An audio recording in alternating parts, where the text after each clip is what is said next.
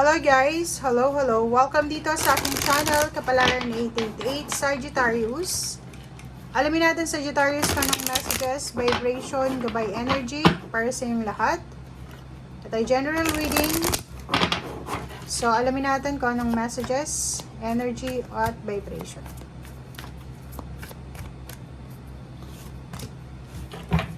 Okay, Sagittarius. Ooh! Meron kang blank canvas dito and meron ka ditong checkmate. So, may success. Victory.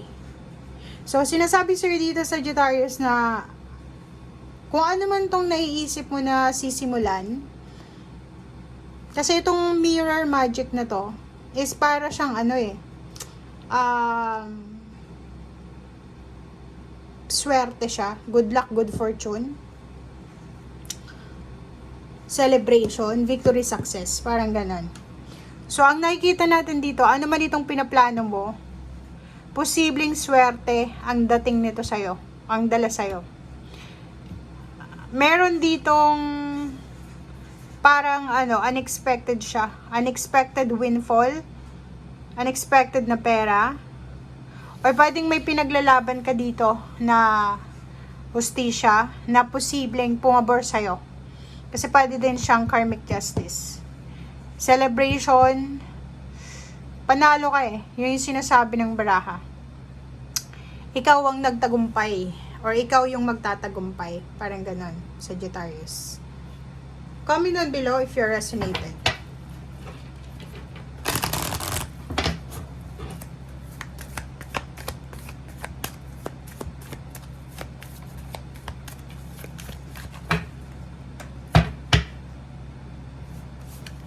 Okay, friendship. Oh, 'di ba? So nakikita ko sa iyo dito, posibleng may mina-manifest ka ditong relationship eh. It's either pakikipagkaibigan, may gusto kang kaibiganin, or pwedeng karelasyon, or pwede din na trabaho, or pwedeng negosyo, or pwedeng lugar, travel, na posibleng mamamanifest mo. Ang nakikita natin dito is yung iba ng Sagittarius na nagpaplano sila na pumunta ng ibang bansa. Diba? Yung parang iniisip nila na bakit kaya hindi ko subukan na pumunta sa ibang bansa? Bakit kaya hindi ko subukan magtrabaho sa ibang lugar? Bakit kaya hindi ko subukan? Parang ganun. So, marami kang gustong subukan.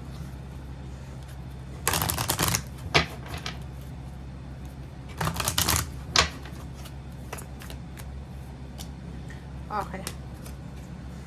Okay guys, journey and flourish.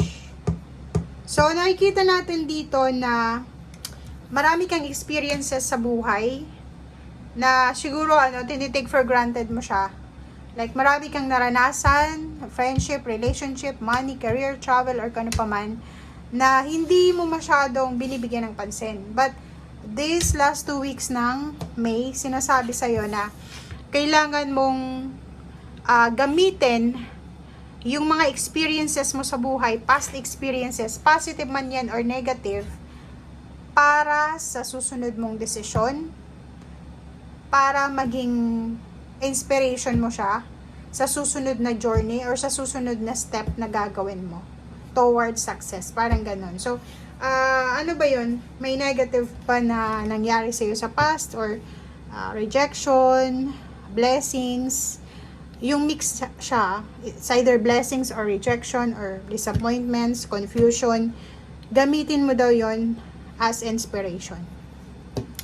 Okay, so ihanda mo ang sarili mo. So, yon, if ever nagmamanifest ka ng travel outside the country, within the Philippines, or change ng zip code, change ng kung ano man na gusto mong baguhin,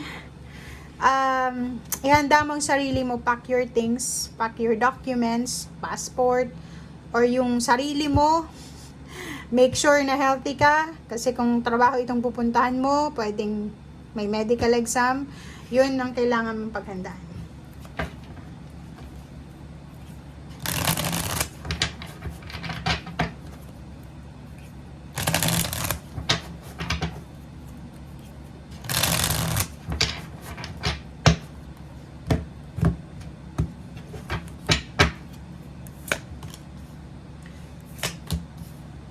Okay, ang galing.